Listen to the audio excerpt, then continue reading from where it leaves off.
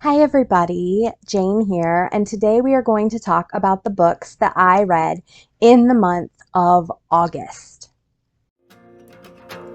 Pictures and patterns put into words that stream across the page, capturing life as soft-spoken. So it turned out August was kind of a weird month for me. I did read 15 books, or attempted to, but I also had a lot going on. So in August, I was still recovering from my bariatric surgery. I had surgery July 17th, and so was still very much in recovery mode the early part of August and didn't really feel like doing a lot of reading. I also had to go pick up my kids from their father's house kind of mid-August, and that kind of changed the dynamics of our household. We're kind of readjusting to life in this family unit. And so that has been exciting, but also a bit of a challenge. So I feel like all of those things have affected my reading a little bit. And I think you'll probably see that as we go through what I read and my stats and everything like that. So let's start off with, did I meet my goals this month? And the answer is no, not even a little, not even at all. I'm going to have to really rethink my goals when we look at the start of next year, I think. I think my goals were well-intentioned, but I'm not sure that I pulled it off as well as I would have liked to. So, of the 15 books I read or attempted this month, only one was one that I owned, and none of them, as far as I could tell, were indie authors. So very below my goals. My goal was 10% indie authors and 50% owned books. So we just did not hit it out of the ballpark this month at all. And I think, again, part of that was just busy recovering from surgery. Got a lot of stuff from the library. A lot of the things that I read were audio. A lot of them were short. It's just not stuff that I had on my shelves, unfortunately. And the one that I did read was a reread for me, although I haven't read it in a long time. It's a classic. So it has been a bit of an adventure month. So let's start with my DNFs, because I had four DNFs this month, which is a lot for me. I usually have 2 or 3, but 4 is quite a bit. So the first book I DNF'd was Big Magic, Creative Living Beyond Fear. This book is a nonfiction book. It was recommended by a friend of mine, and it is about being a creative and overcoming fear on your creative journey. I was interested to see what all was being said in the book.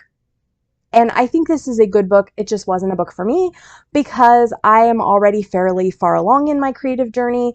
I already put myself out there, and this book was very much for beginners. It was very much for the people who are writing their first book or doing their first thing and how they get past the fear to do it. And I don't really have that issue. So I think it was very helpful for people who are newer to the creative life, but I don't think somebody who has a lot of experience already with putting themselves out there, getting past imposter syndrome, all that, I don't know that there's a lot of benefit from it. So I read a little bit and I just realized that this wasn't a book aimed at me, and that's okay. If you are looking for a book on how to be fearless, it might very well be aimed at you. The next book I DNF'd was a manga, and it was a fairly short manga, and it was called Doomsday with My Dog, Volume 1. And this manga, there's nothing wrong with it, it just wasn't for me. So it is a series of vignettes, and I just don't typically like vignettes very much. Sometimes I can handle it, or sometimes, like, I've read books from comics from the newspaper and I enjoyed those. But this just seemed to be a lot of vignettes. There wasn't really a through plot. And I don't know if I wasn't in the mood or wasn't feeling it, but I was just like, I don't really want to read a ton of vignettes about this girl and her dog at the end of the world. So pretty quickly, I decided that one was not for me as well. The next one was a recommendation from another friend. And this one was called Pucking Around.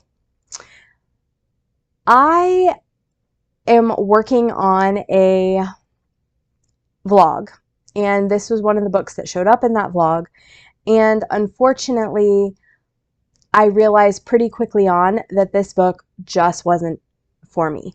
So Pucking Around is a hockey romance, and it is a why choose. I believe the girl in it is a doctor for the sports team, or she gets hired as a doctor for the sports team. She wasn't hired quite by the time I was reading it. And actually, I should specify, when I got it at the library, I believe that it was actually the prequel that I was reading that I DNF'd, not the actual Pucking Around. So I was reading the prequel, which came as part of the audiobook from my library. I'm not sure what the prequel's called, but I knew pretty quickly it was not for me. Anyway, so she's a doctor for the hockey team, and she has previously slept with one of the guys. I think his name is Jake. And then she falls in love with two other guys on the team, and I believe one of the guys is with another guy as well. So I haven't really done why choose romances. I'm not opposed to it. I have a couple on my TBR list that I want to try, but I didn't realize going in this was a why choose. And also, it just right off the bat from the prequel was a little bit more explicit than I prefer, and was just not something I was very interested in.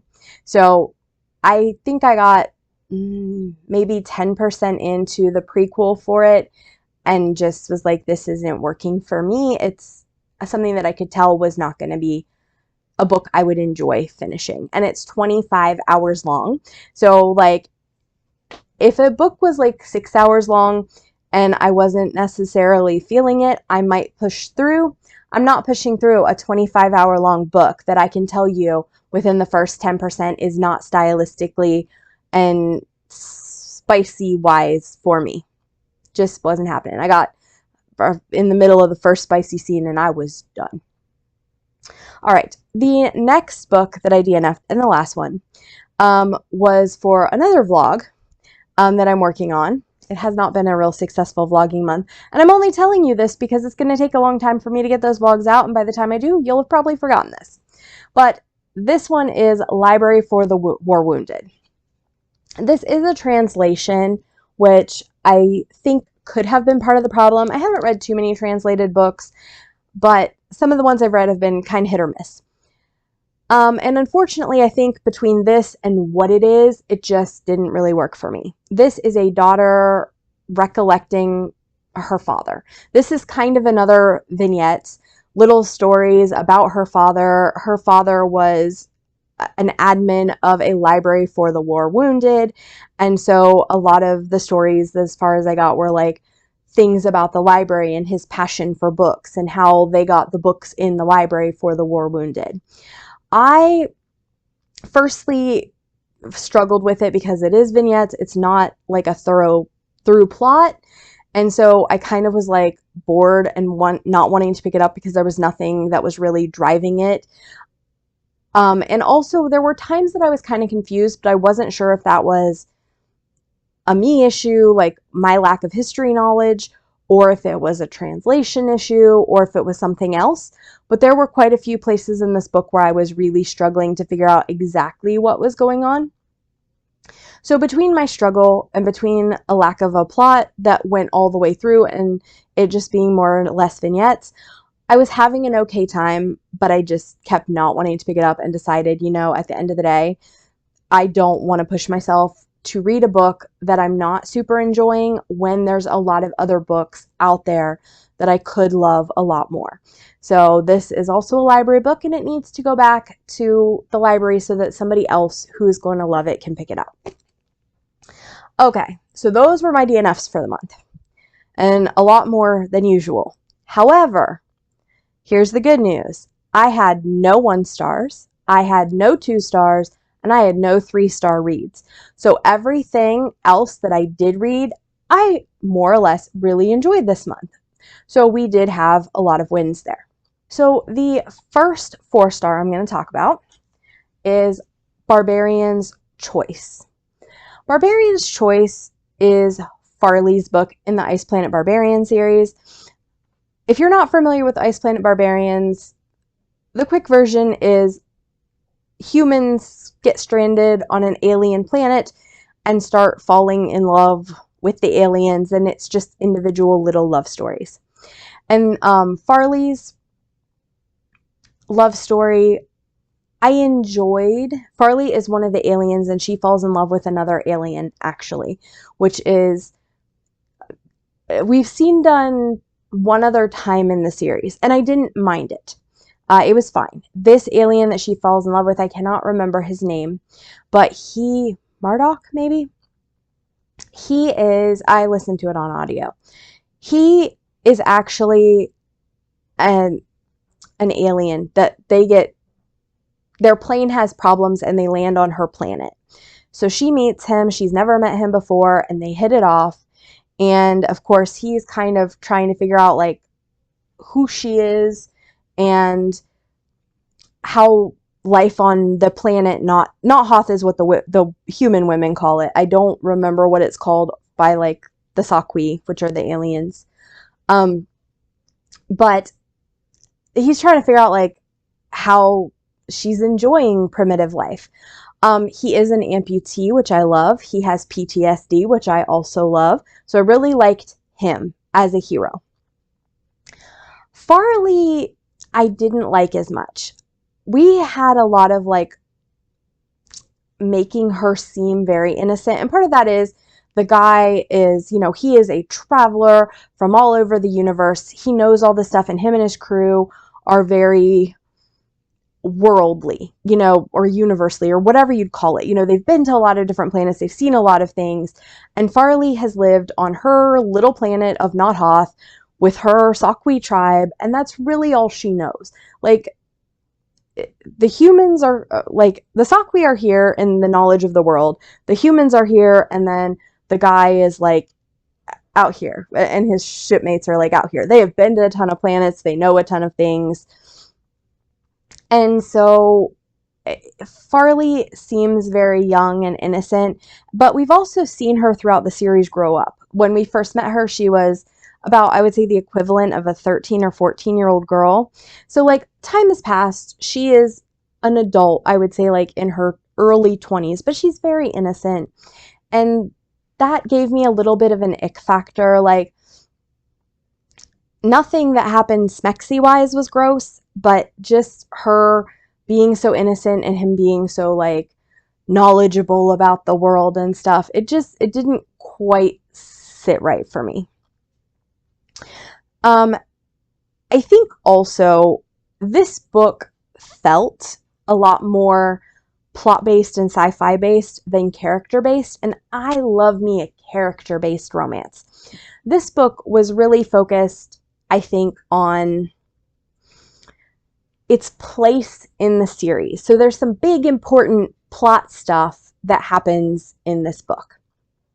And I felt at times like the book was there for the plot stuff and not the characters and romance, which is what I'm looking for in the Ice Planet Barbarian series. Like, I want the romance. I want the character development. And like I said, the guy had some interesting backstory and he was an interesting character, but I felt like the author could have easily made this book longer, like significantly longer, to really work on the romance and not focus so much on the world stuff. What we learn about the other planets, what we learn about history of the Sakui, what we learn about Earth and things like that.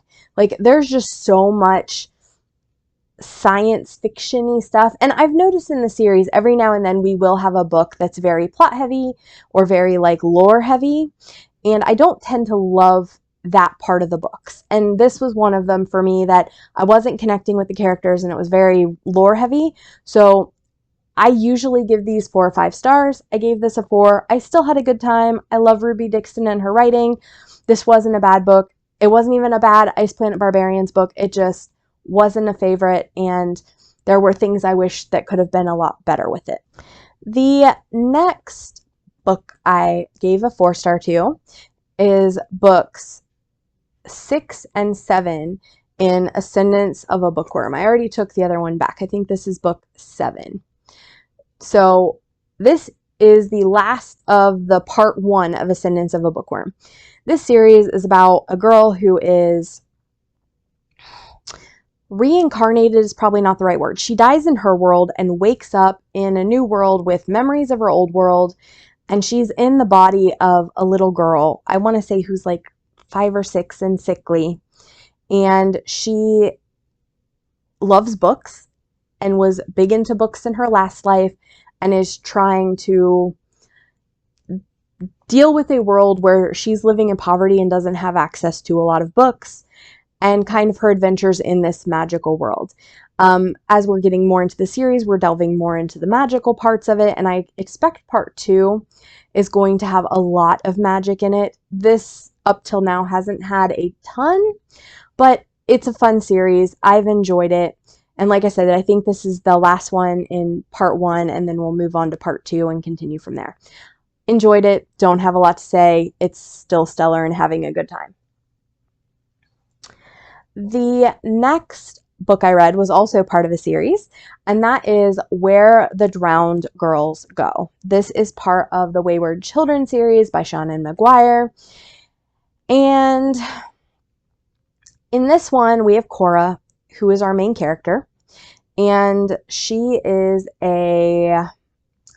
from a portal world, or she went to a portal world where she was a mermaid, and she's come back, and she was doing fairly well at Eleanor's school. The series is about kids who go into portal worlds and come back and go to Eleanor's school. And she's doing pretty well. And then in the last book, some stuff happened. I won't spoil it. And now she's really struggling. So early in the book, she goes to Eleanor and says, listen, I don't want to do this anymore. I want to go to the other school. So we learn early in the series that there's 2 schools. There's Eleanor's school for kids who went through their portal world, had a positive experience, and really want to go back. And then there's another school for kids who basically were traumatized by their portal world and don't want to go back, and they want to forget.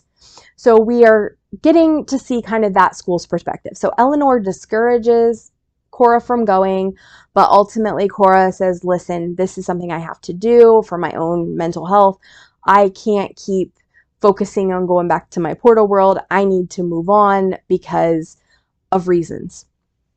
So she goes to the other school, and things are complicated. And I won't delve too much into it. It was a good time. I loved that we got to see the other school. I love Cora as a character in general.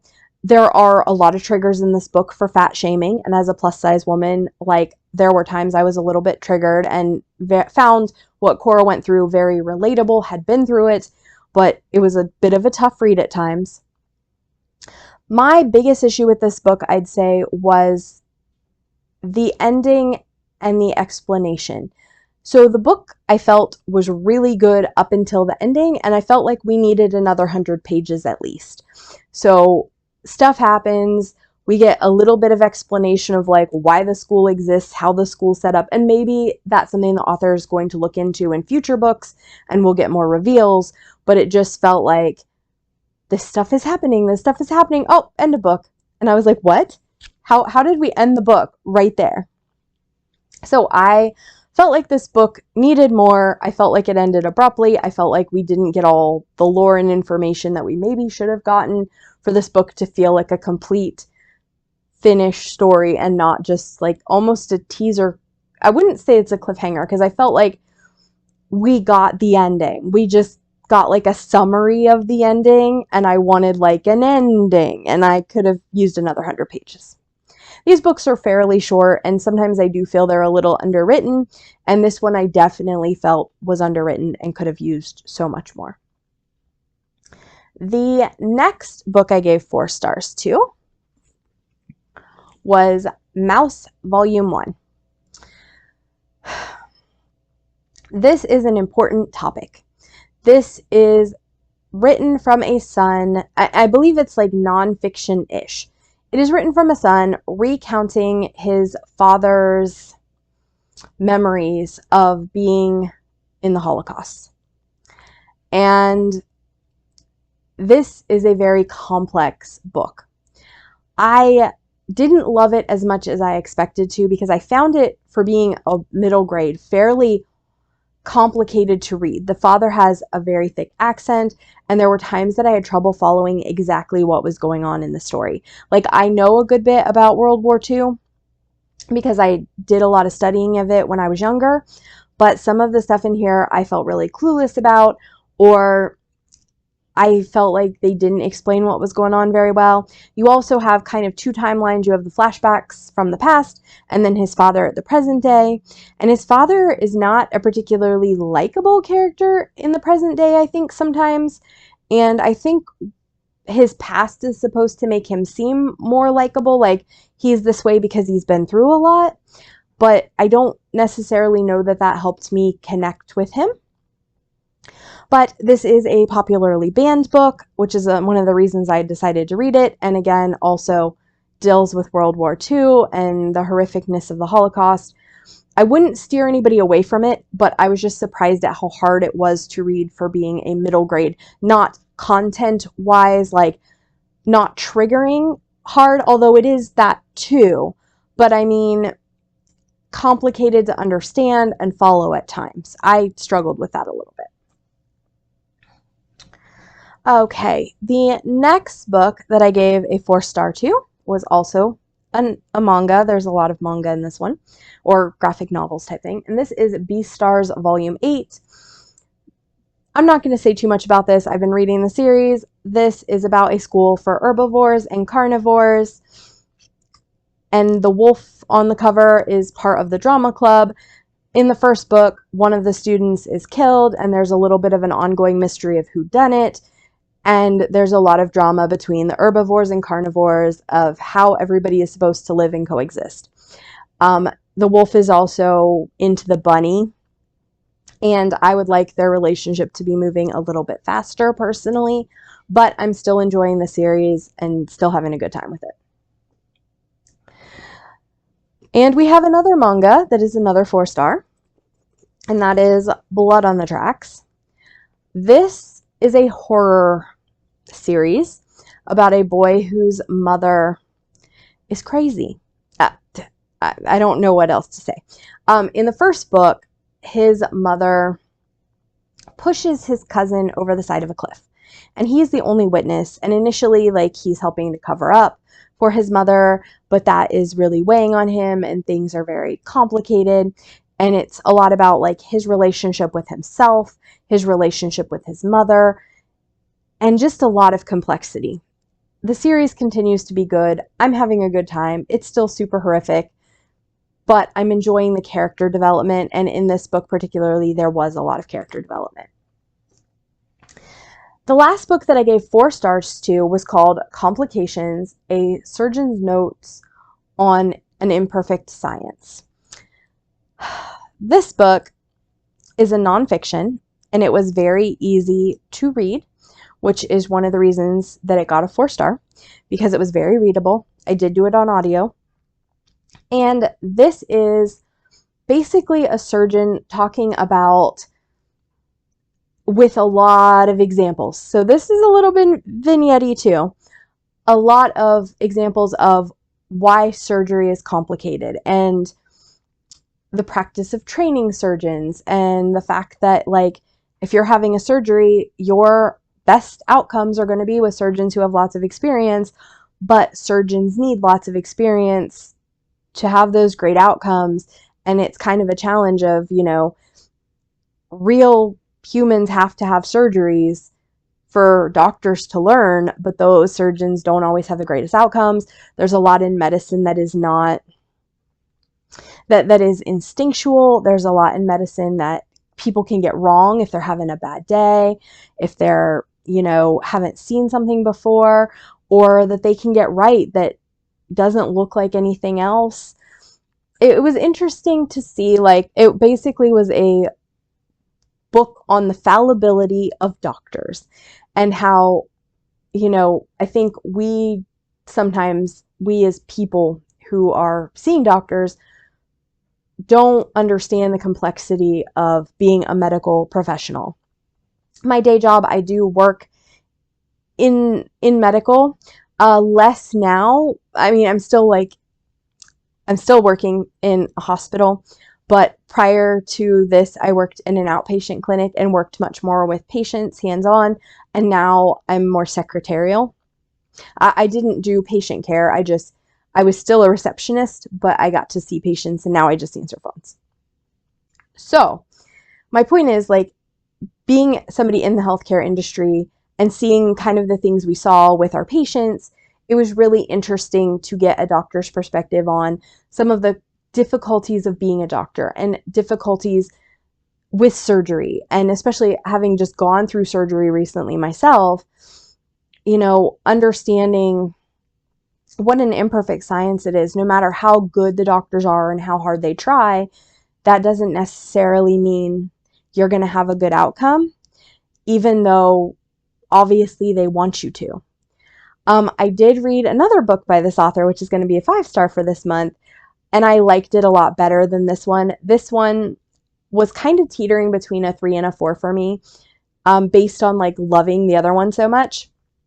But I do think that it was very readable. It was understandable. There were good stories. It kept me engaged, and it was an important topic, but maybe not as accessible to people. Like, I don't know who to recommend this for. Like, do you really need to be told that your surgeon might screw up because he's still young, still learning, hasn't seen this before, or that, you need a more experienced surgeon if you want the best outcomes, but like, how do you do that when surgeons have to learn? So it's just a really complicated situation. But despite that, I did enjoy the book, and I did give it 4 stars. All right, now we're on to our 5-star reads. So I'll start with the one that's by the same author as Complications, and that is Being Mortal. And this is a discussion about the needs of the elderly in society.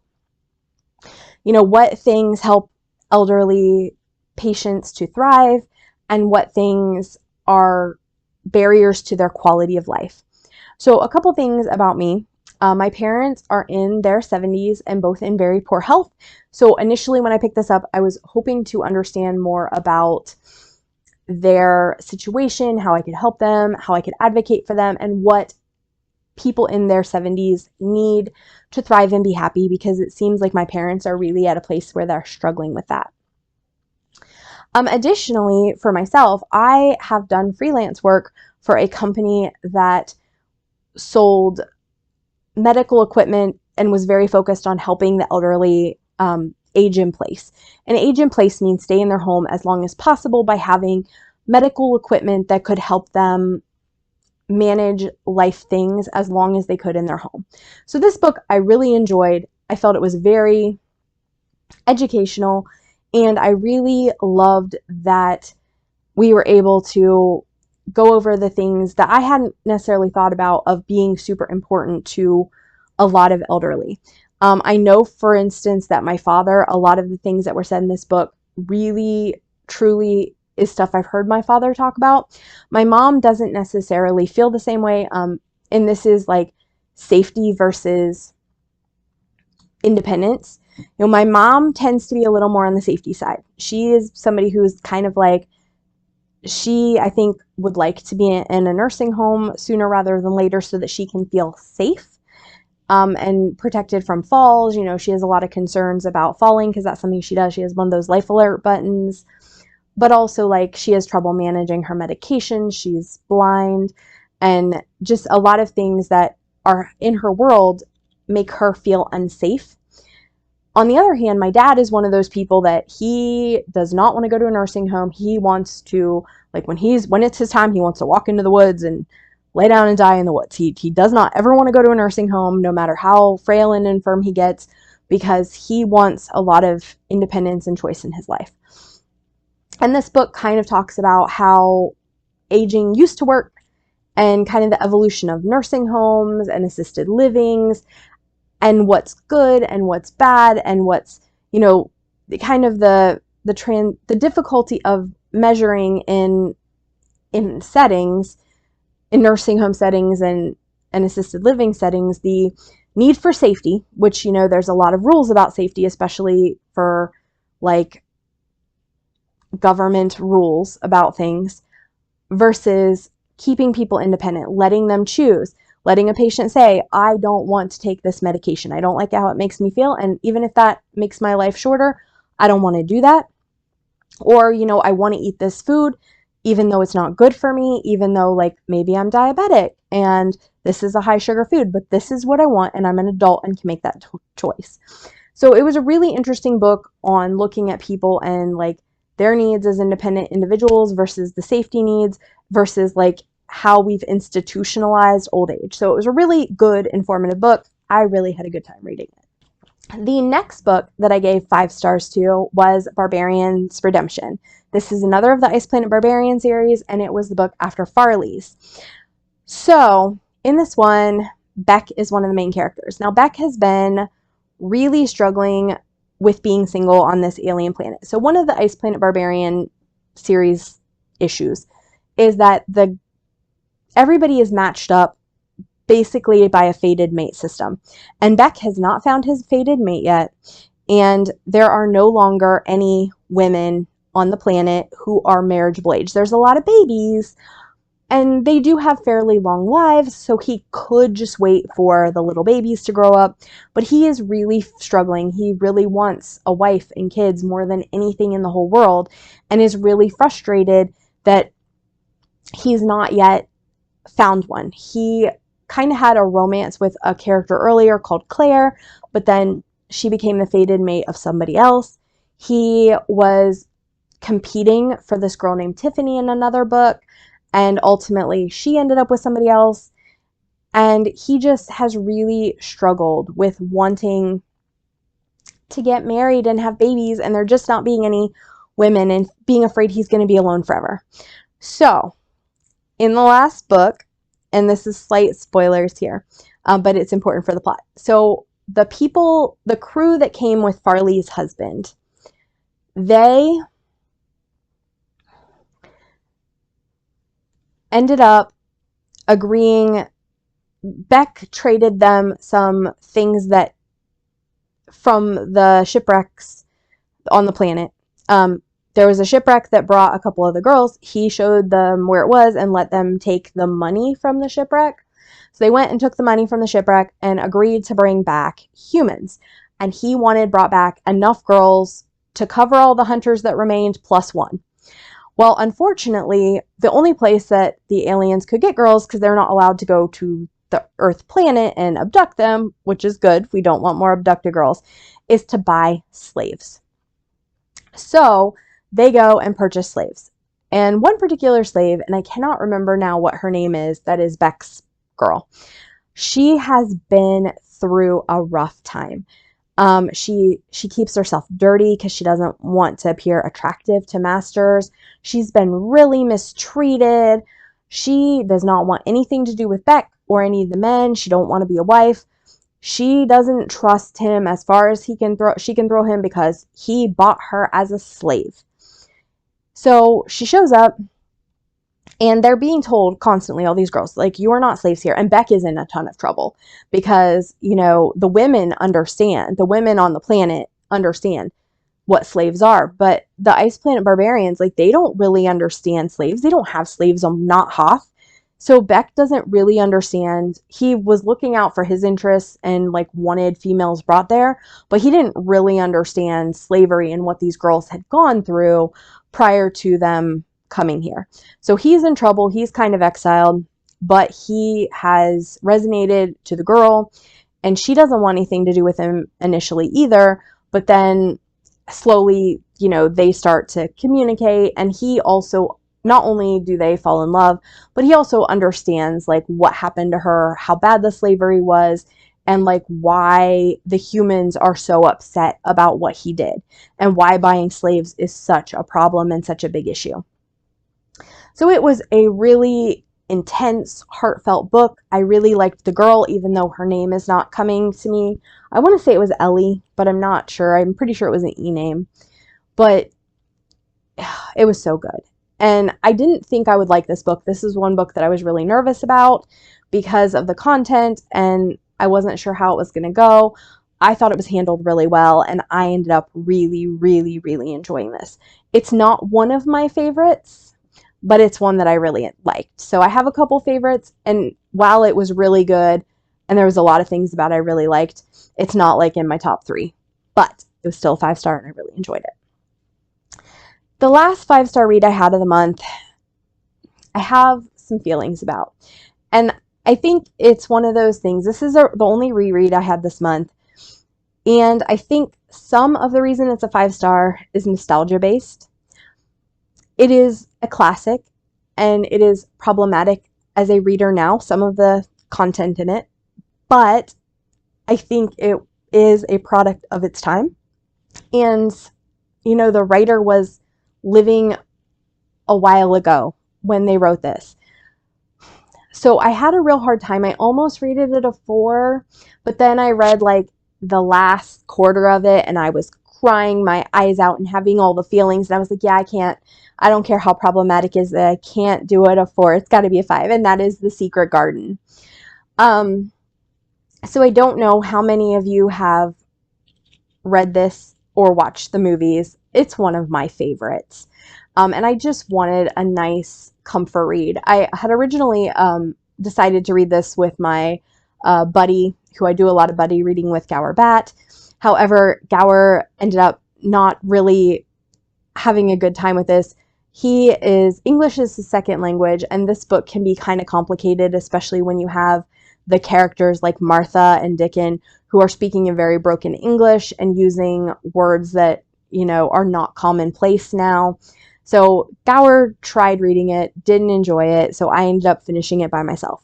But I really, really enjoyed this book again. It is about Mary Lennox. She's a little girl who is living in India, and her parents die during a cholera epidemic, I think so. And she is shipped off to live with her uncle. And she is not she's been very spoiled, but not by her parents, but by her ayah, who's like the servant that was raising her, like the nanny, the governess. And her parents really didn't give her much love or attention. And she's kind of a bitter, angry child, to be honest. So she shows up at her uncle's house, and her uncle is never home. He has his own issues and concerns, so she's basically left in the care of the servants. Not too far into the book, she learns that somewhere on the property there is a secret garden, a garden that has been locked away, and she sets out to find it. I won't talk any more about what the plot is because I think I will spoil it if you can spoil a classic, but it is so good. I loved this as a child. As a matter of fact, this was one of the books that when I would be sick as a child, we would get the movie version from the library. I love the BBC version. I don't love the Disney quite as much, but still, regardless, there's a ton of different versions of this. We would get them from the library, the BBC version, and I would just watch it and watch it and watch it, particularly when I was sick and had stomach bugs and stuff like that, because it was such a comfort show, and I loved it. And I know I've read it before. I don't know exactly when, but I don't think I've read it as like an adult, maybe like a young adult, but not since my like early 20s at least, and probably since my teens. So going back, and as somebody who has children, reading it with the perspective of a mother, reading it in the perspective of, a full-blown adult, it was beautiful and soul crushing, and I just love this book. It's one of the few classics that I really, really engage with. This is absolutely my favorite classic, and I feel like if you want a classic that isn't too hard and complicated to read, this is a good one. It's not super long, which is really good for a classic because a lot of classics are long, and I think it's fairly easy to follow the plot. There is some issues with the dialogue because you have several people talking in like accented English. They tend to be like the lower working class people. You have Martha's mom, Dickon, Ben Weatherstaff, the gardener, different people who are staff at her uncle's estate who speak in very, I think it's Cockney English, but it's very accented in the book, and I know that can be hard to figure out. I even had times where I wasn't sure, and of course, like, I've seen the movie, so I've heard it spoken. So that I would say is a little bit tricky, but this book is so worth it. And I so love the Secret Garden. I just love it. So if you want to try a classic, this is a fairly accessible one. And it just, I cried. All my heartstrings. I just love it. So yeah, those were the books that I read in August. Please leave a comment if you finish this of a emoji of a robin or a bird for the robin in the Secret Garden. Also, if you have any comments on the books that I've read, please let me know. Also, tell me what you read this book. Were there any books that read this month? Were there any books that you absolutely loved? Or were there any books that didn't work so well for you? Please leave that in the comments below. This has been Jane, and I'll talk to you next time. Bye!